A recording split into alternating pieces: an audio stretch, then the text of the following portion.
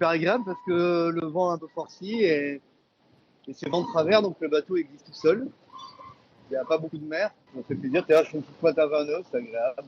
En moyenne, je vais à 15 nœuds, quoi. Donc il fait beau, il y a des poissons volants, il y a des oiseaux. Si elle est dégagée, j'ai pas eu de grain du tout. Ça fait plaisir, c'est des moments où on peut glisser tranquille vers le sud, on va dire assez rapidement par rapport à ce qu'on a vécu ces derniers jours, quoi. Hier, toute la journée, c'était une zone un peu de transition, quoi. Il y avait du vent, il y avait plus de vent, même cette nuit, quoi. Et au lever du jour, le vent est venu, donc du coup, ça fait du bien au bateau, au skipper, à tout le monde. Quand je vois le poteau noir que j'ai eu et quand je vois le poteau noir qu'a Fabrice derrière, c'est sûr qu'il doit souffrir aussi. Donc là, c'est vraiment agréable, quoi. Il y a des bons moments, le bateau est un peu penché, mais on est organisé pour. Moi, les routages, ils me font faire vraiment le tour de la paroisse pour l'instant, donc forcément, je regarde bien ce qu'il y a devant. Ça s'est regroupé d'ailleurs devant, donc c'est pas mal aussi devant. Mais je pense que ça reste un système compliqué pour devant, mais pour nous aussi. Donc je pense que moi, je vais pas hésiter à contourner tout le tour, un peu comme avec Kiko il y a 4 ans. Chez Kiko, il avait bien contourné tout ça. Et voilà, mais faut pas tomber dans le piège de couper parce que ça peut être mortel. Donc pour l'instant, je suis du sud et je regarde la météo de manière assidue pour être sûr de pas tomber dans un piège. Mais bon, c'est piégeux l'Atlantique Sud, ouais, encore.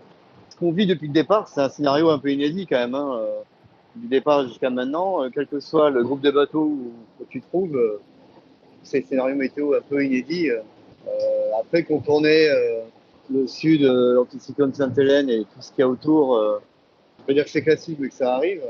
Au départ, quand même, on a des conditions un peu étranges, ouais, donc c'est pas classique, mais bon, on va s'adapter, quoi. Je vais essayer de pas tomber dans le panneau plusieurs fois, quand même, parce que c'est bon, quoi. Je suis à 15 de 2, là, 15 de 5, quoi. Ça siffle un peu, là. Voilà, 15 de 8. C'est pas désagréable, hein. Moi, j'aime bien. C'est bon signe.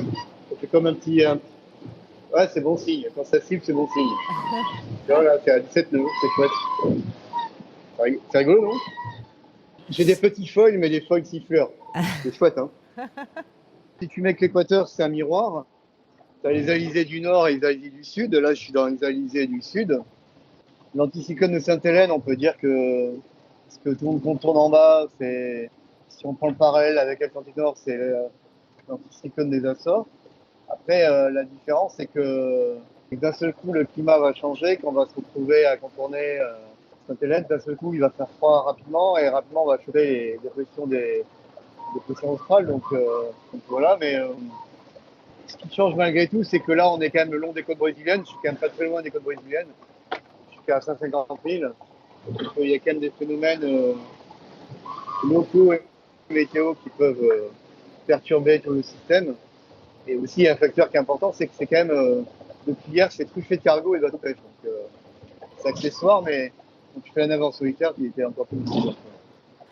Avant Fernando de Noronha, j'ai croisé beaucoup de cargos, de pêcheurs. Je pense que je suis sur un trajet d'un trafic maritime important. Donc là encore, il y a un cargo qui est devant moi à 10 000, tu vois.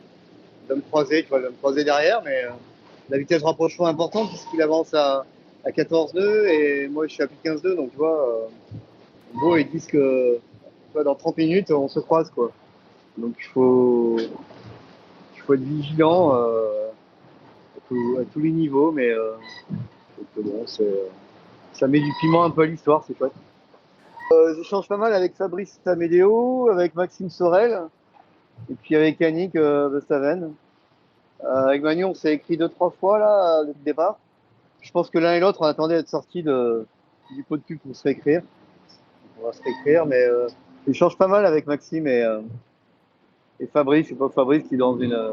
J'espère qu'il va en sortir de ce moto noir, mais voilà, ouais, c'est quand même amusant maintenant avec nos systèmes qu'on a embarqués, système tellement intelligent que tu comprends plus rien, mais tu peux communiquer avec les potes coureurs, donc c'est agréable. Et puis hier, j'ai fait une visio avec l'école de mon petit garçon, donc c'était rigolo.